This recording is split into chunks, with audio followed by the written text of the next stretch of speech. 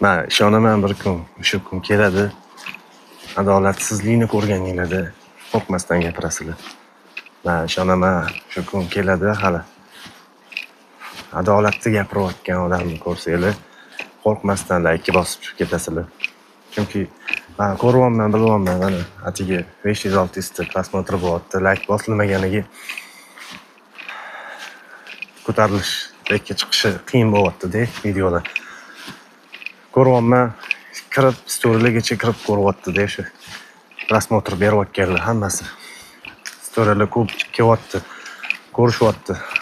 Lekin shular nima kelyapti? Ichida dardi bor shularni, lekin layk bosib kelmayapti. O'zidan qo'rqyapti hamma. Lekin bir kun ishonaman, agar o'lmasam inshaalloh shu kunlarni o'zim ko'raman.